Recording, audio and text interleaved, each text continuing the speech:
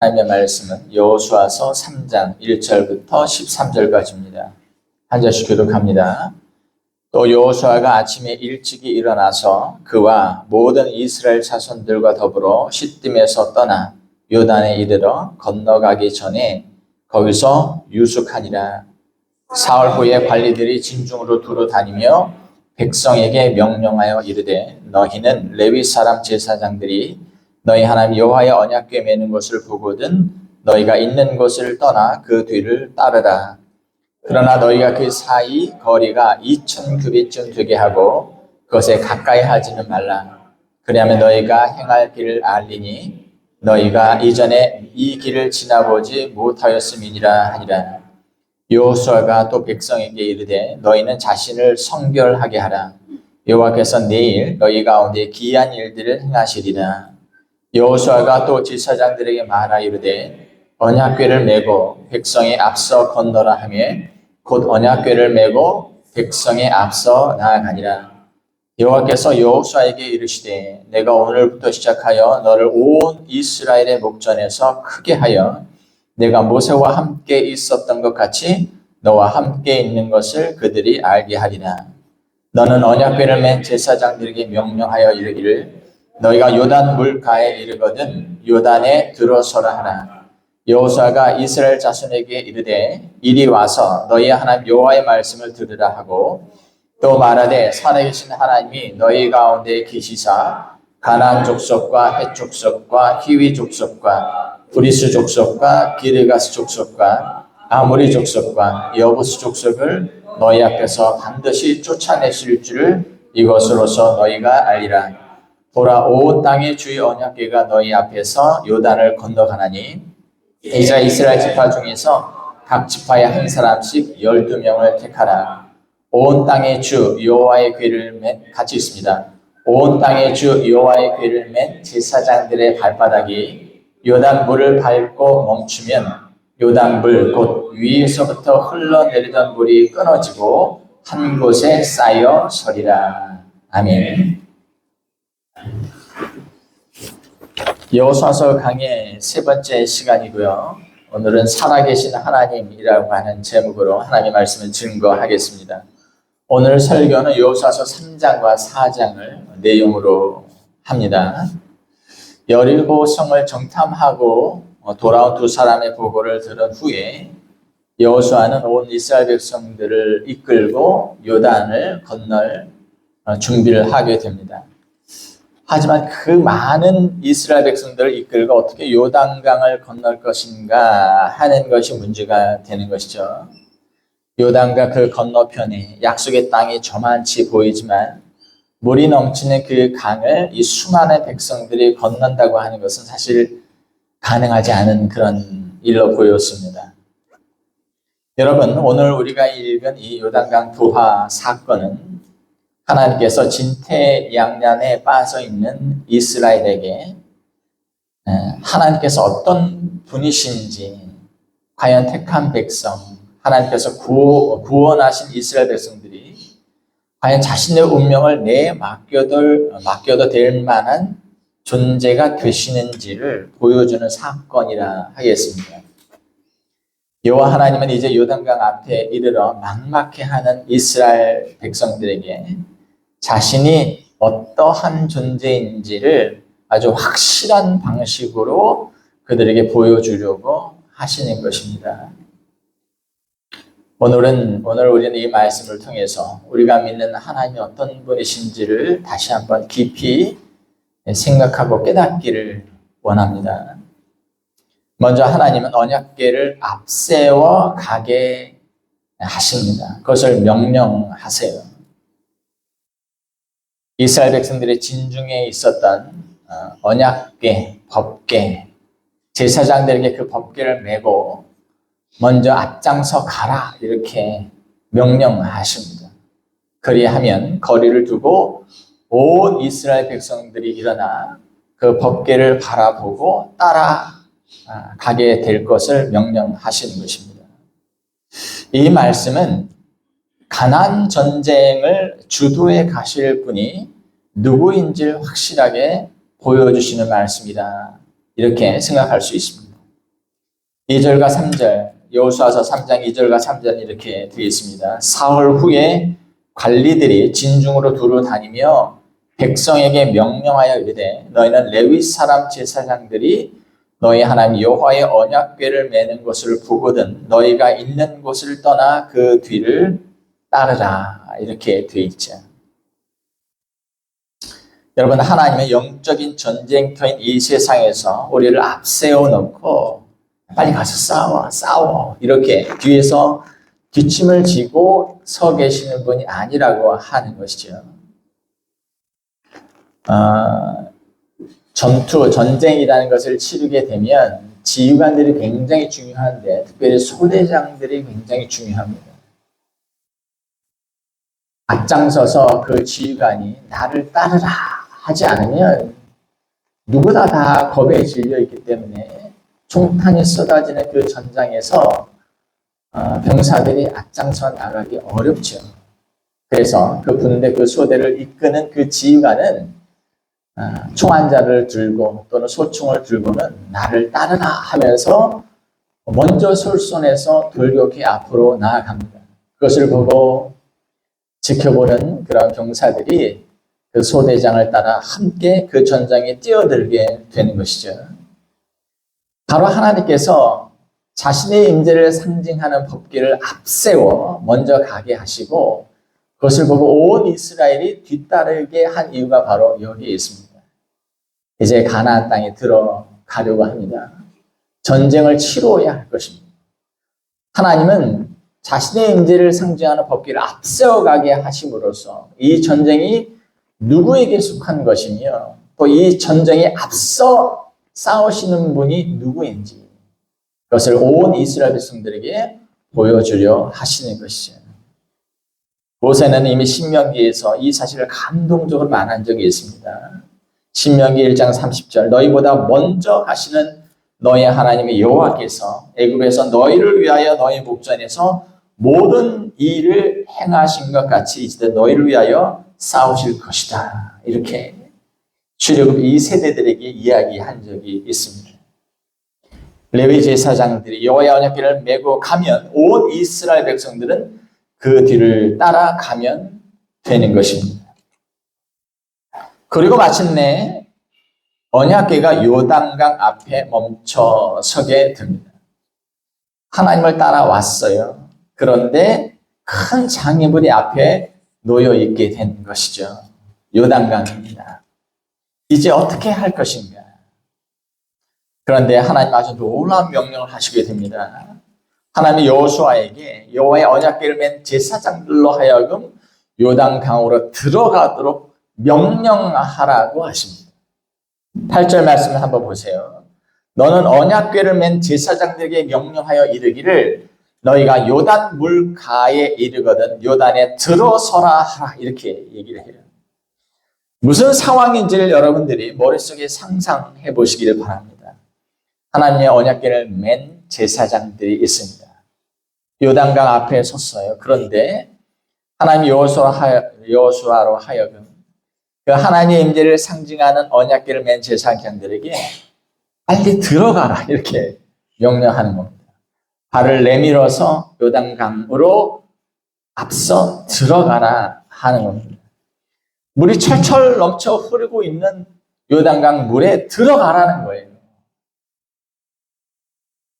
그것은 이해할 수 없는 일이죠. 너무 무모한 일 아닙니까? 사람이 건너기도 어려운 그 강물에 그것도 무거운 언약궤를 메고 들어가라. 그래서 그 언약궤를 들고 있으면 빠져 죽지요. 그렇지 않겠습니까? 그 당시 요단강의 상황에 대해서 보면 이렇게 기록하고 있습니다. 15절에 보면 이렇게 되어 있어요. 요단이 곡식 거두는 시기에는 항상 언덕에 넘쳤더라 이렇게 되어 있습니다. 많은 분들이 이제 성지순례를 가게 되면 요단강을 가보게 됩니다. 요단강은 요소가 깊지요. 예수님께서 세례 요한도 요단강에서 회개 세례를 베풀었고 예수님도 요단강 물에 내려가셔서 그에게 세례를 받으셨습니다. 사람들은 요단강이 굉장히 그 폭이 넓고 수량이 풍부한 그런 강으로 이해를 하는데 그렇지 않습니다. 그게 큰 강이 아니에요. 에게게 사람들은 보통 이렇게 반응을 한다 그래요. 그러나 요단강이 크냐 작으냐의 문제가 아니죠. 홍해를 생각하니까 우리는 요단강이 뭐 작은 것에 대해서 이걸 건넜단 말이야 이렇게 생각을 하는데, 아무리 폭이 좁은 그렇게 큰 강이 아니라 할지라도 강물이 넘쳐 흐르는 상황에 사람도 머리 넘어 강물이 이렇게 불어난 상황에서 강을 건넌다는 것은 쉬운 일이 아니에요. 그런데 엄청난 수의 이스라엘 백성들이 그 길을 건넌다고 하는 것은 다리가 있는 것도 아니고 그것은 거의 불가능한 일이었습니다. 오늘 요단강을 지금 앞에 두고 요단강의 상황을 성경에 이렇게 얘기합니다. 요단이 곡식 거두는 시기에는, 지금 곡식 거두는 시기였던 것 같아요.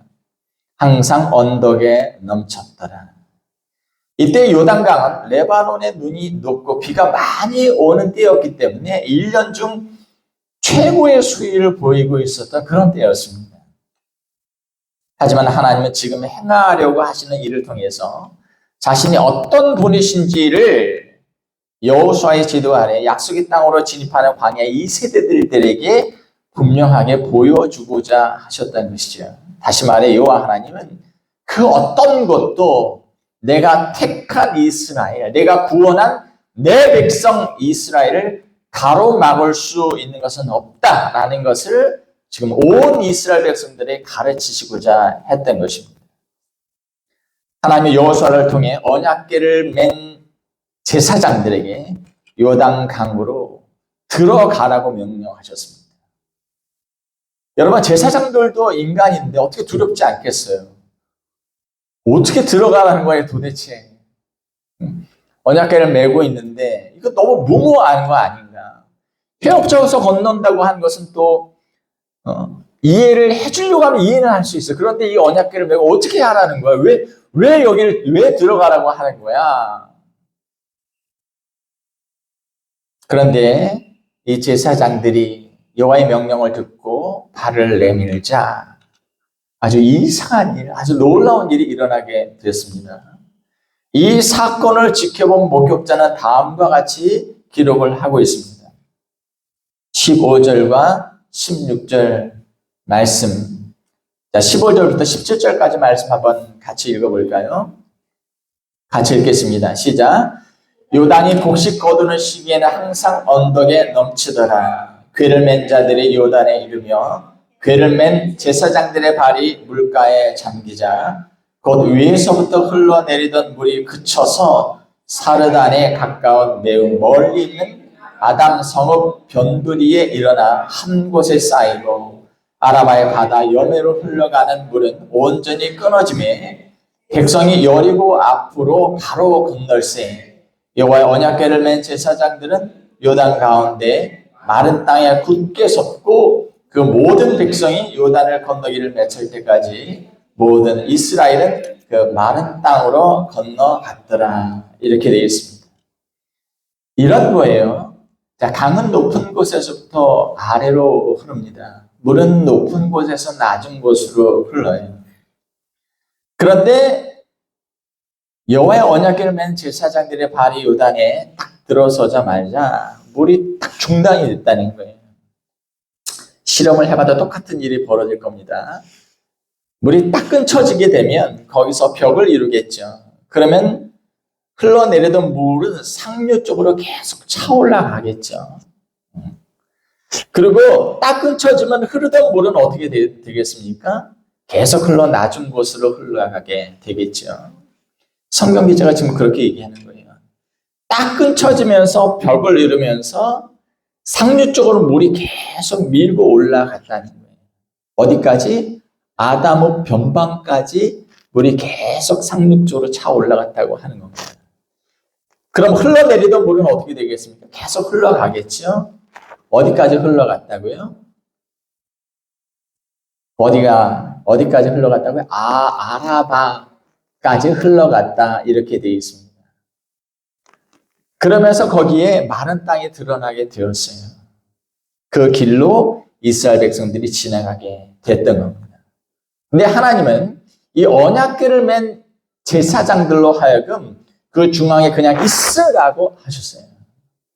온 이스라엘 백성들이 다 건너기까지 여호와의 언약궤를 맨 제사장들은 그 요단강 중간에 그냥 서 있도록 명령하셨습니다.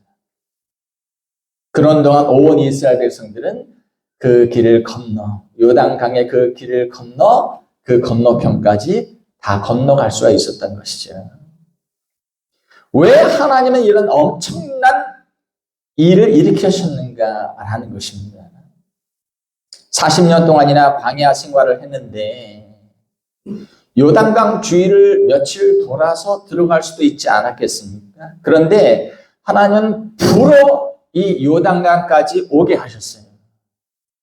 그리고 불어 일부러 이 놀라운 사건을 일으키셨던 겁니다.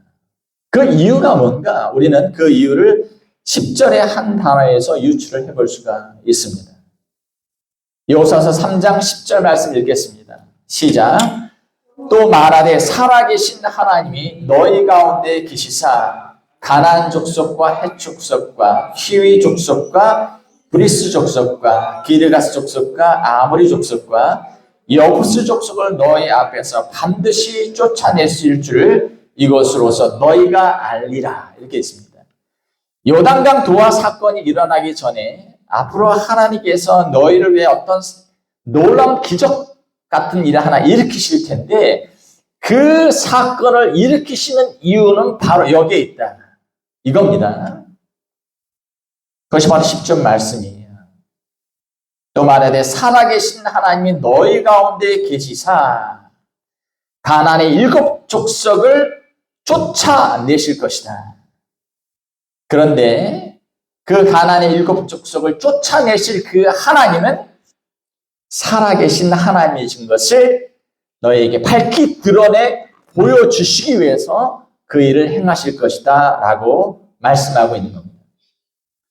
여러분, 우리가 하나님을 부를 때 하나님을 호칭하는 그 호칭 중에 살아계신 하나님이라고 하는 호칭이 있죠. 우리는 이 호칭이 굉장히 많이 쓰여져 있을 거라고 생각을 하는데 그렇지 않습니다. 실제로는 구약 성경이 한 13번 정도밖에 쓰여지지 않아요. 그런데 성경에서 하나님을 살아계시다라고 호칭할 때에는 의도가 있어 그렇게 호칭을 하는 겁니다. 제가 사실 목회학 석사 과정을 할 때 이 호칭을 가지고 논문을 썼어요. 살아계신 하나님이라고 하는 이 호칭이 가지고 있는 의미가 뭐냐라는 거예요. 두 가지로 요약될 수 있습니다. 하나는 언약을 지키시는 데 있어서 탁월성을 지니신 하나님이라는 의미를 갖습니다. 하나님은 살아계시기 때문에 죽으실 수 없기 때문에 살아계시는 한 그가 약속하신 바는 반드시 이루신다, 성취하신다라는 의미를 가질 때 하나님을 가리켜 살아계신 하나님 이렇게 얘기합니다. 또 한 가지 의미는 바로 여기서 사용됩니다. 구원하는 능력에 있어서 탁월함을 지니신 하나님을 이야기할 때 성경은 하나님을 살아계시다 이렇게 얘기합니다. 그런데 그렇게 호칭할 때에는 염두에 두고 있는 상대가 있어요. 하나님은 살아계시지만 애굽의 신들은 죽어 있는 것과 마찬가지다. 하나님은 살아계시지만 가나안 땅에서 이방 민족들이 믿고 있는 온갖 잡신들은 하나님에 비하면 그들은 죽어 있는 것과 마찬가지다 라는 의미를 가질 때 하나님을 가리켜 살아계시다, 살아계시는 하나님이시다 이렇게 이야기하는 것입니다. The living God. 하나님은 이 사건을 통해서 이스라엘 백성들로 하여금 분명히 깨닫게 하기를 원하시는 사실이 하나 있었어요. 이제 이스라엘 백성들은 가나안이라는 이방 민족의 땅으로 들어가게 될 것입니다. 그런데 그곳은 바알과 아세라 등 우상 숭배가 난무하는 곳이었습니다. 이스라엘 백성은 그곳에 들어가서 그곳에서 이방 민족들이 섬기고 있는 많은 우상 신들을 접하게 될 거예요. 그리고 유혹을 받게 될 것입니다. 실제로 사사시대를 거치면서 왕정시대를 거치면서 그들은 가나안의 우상 숭배에 많은 영향을 받게 되고 그리고 그 우상 숭배로 인해서 사실은 이스라엘은 멸망을 당하게 돼요. 그런데 하나님 그 땅에 들어가기도 전에 하나님 자신이 어떤 분이신지를 지금 약속의 땅으로 들어가게 될 광해 2세대들에게 분명하게 보여주고 계셨던 것입니다. 하나님이 이스라엘 백성들에게 자신이 가나안의 잡신들과는 차원이 다른 신이라는 것을 이 사건을 통해서 보여주기를 원하셨던 거예요. 홍해를 가르신 그 하나님, 요단강을 가르신 그 하나님은 가나안의 죽은 신들과는 격이 다른 신이라고 하는 것을 이 사건을 통해서 가르치시기를 원하셨던 것입니다. 여러분, 그런 구원하는 능력이 있어 차별성을 지니신 놀라우신 능력을 가지신 하나님이라고 하는 것입니다. 그런데 우리가 이 사건을 통해서 또 다른 하나님의 면모를 보게 됩니다.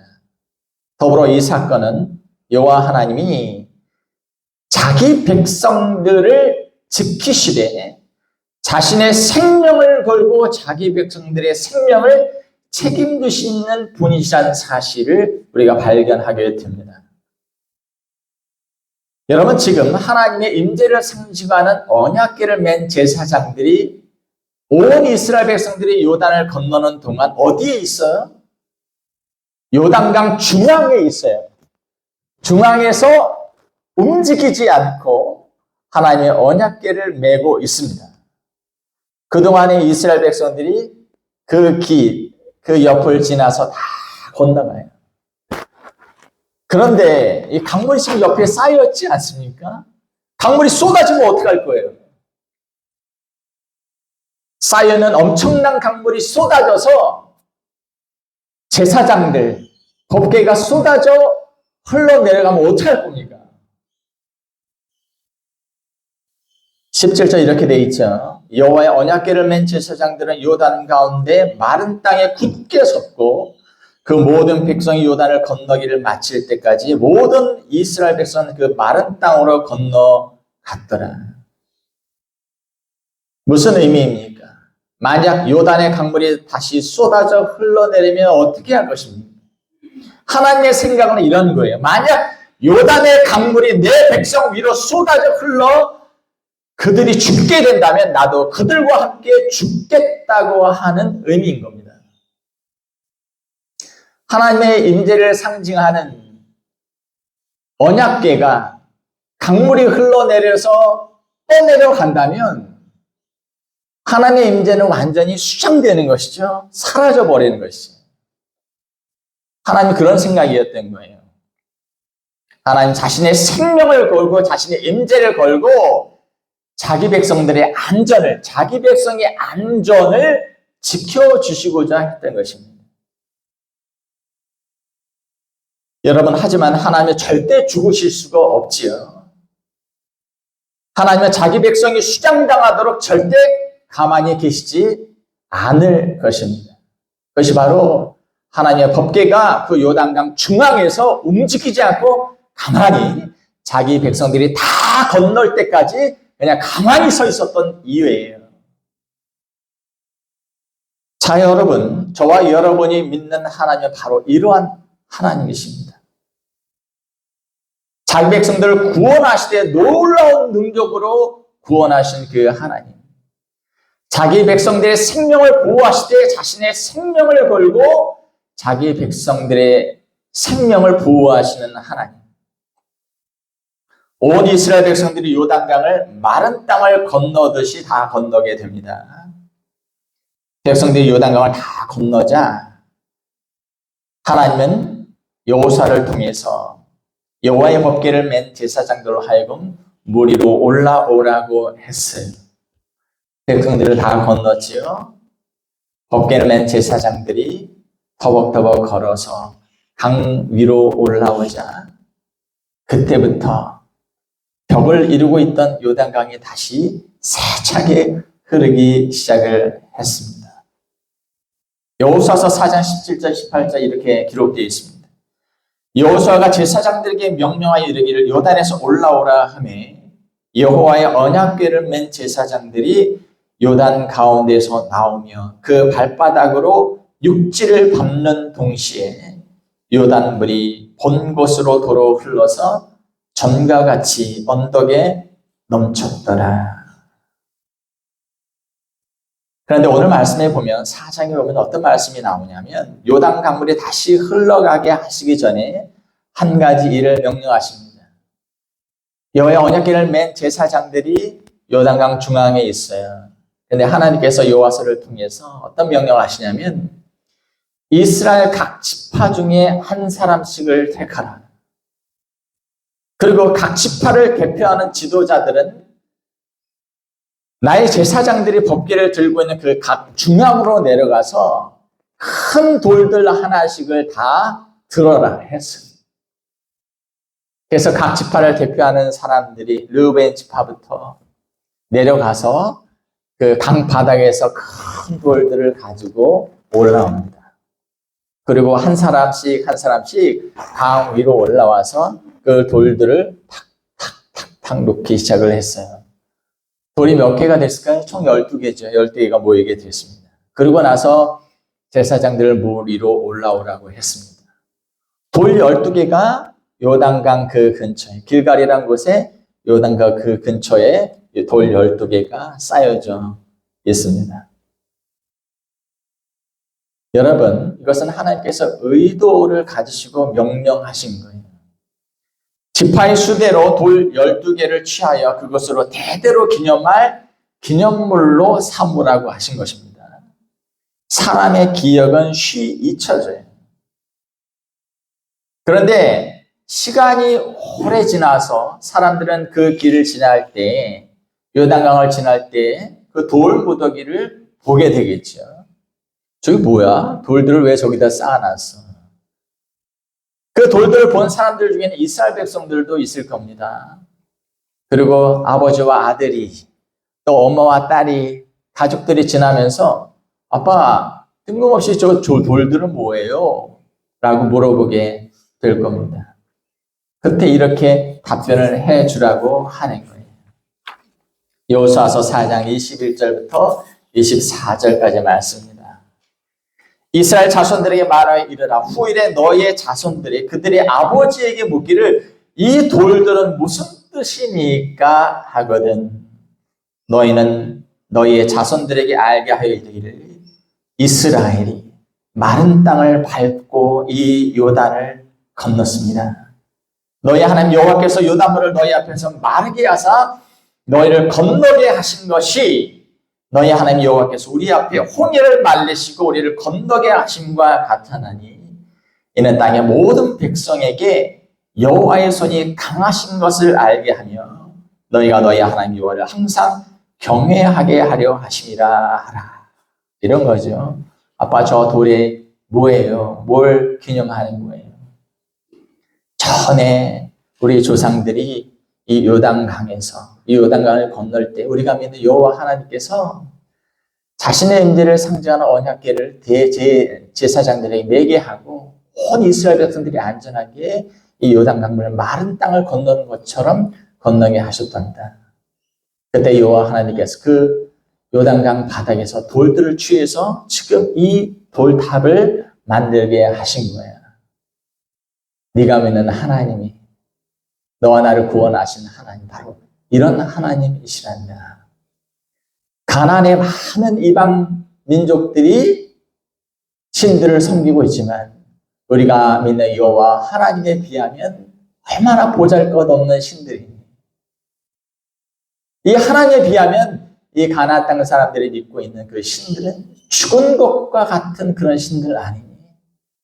우리가 믿는 하나님은 우리를 구원하실 때 놀라운 능력으로 우리를 구원하셨고 우리를 보호하실 때 자신의 생명을 걸고 우리를 보호하시는 살아계신 하나님이시란다. 그렇게 가르쳐 주라고 하는 거예요. 이스라엘의 하나님은 어떤 하나님이신가? 홍해를 말리시고 건너가게 하신 하나님이라고 하는 겁니다. 이스라엘의 하나님은 어떤 하나님이신가? 요단을 말리시고 마른 땅을 밟고 걸어가게 하신 하나님이시라고 하는 겁니다.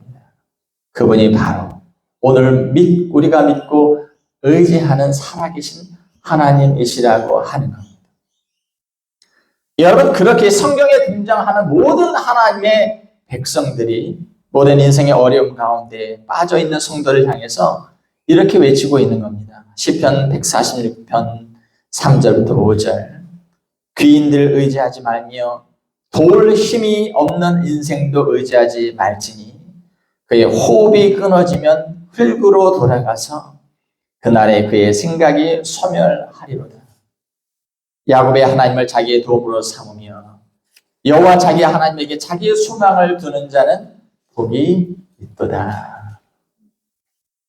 하나님은 오늘 이 사건을 통해서 하나님의 백성들이 의지할 자가 누구인지를 분명하고 확실하게 보여주고 계신 겁니다.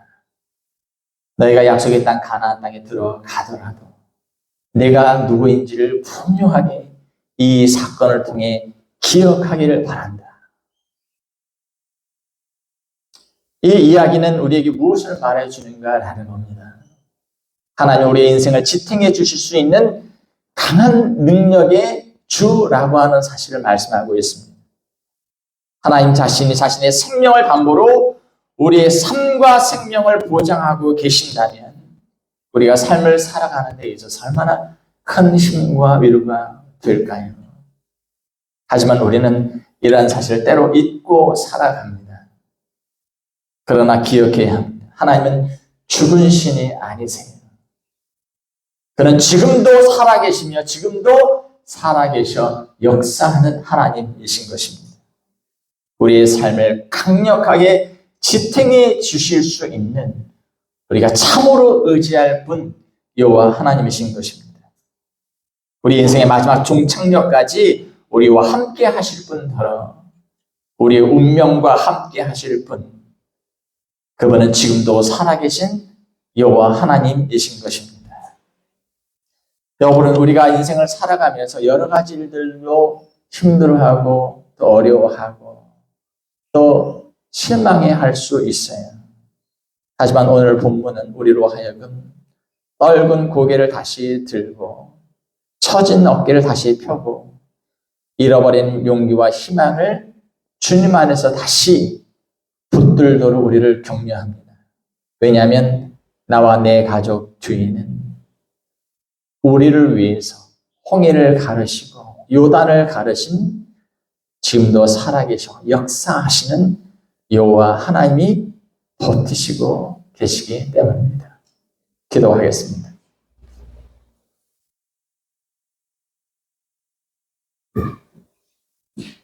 하나님 아버지, 세상에 많은 사람들이 여호와 하나님에 비하면 죽은 것 같은 아무런 능력이 없는 그런 존재들을 믿고 의지하고 살아갑니다.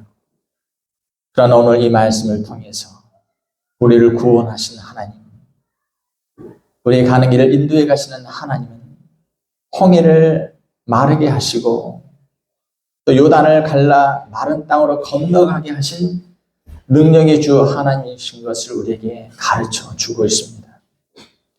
하나님, 때로 우리가 인생을 살아가면서 어렵고 힘든 순간을 만날 수 있겠지만 우리가 믿는 하나님, 우리를 구원하시는 하나님이 어떤 분이신지를 우리가 분명하게 다시금 인식하고 그 살아계신 하나님을 온전히 우리가 붙들 수 있도록 우리에게 믿음을 더하여 주시옵소서.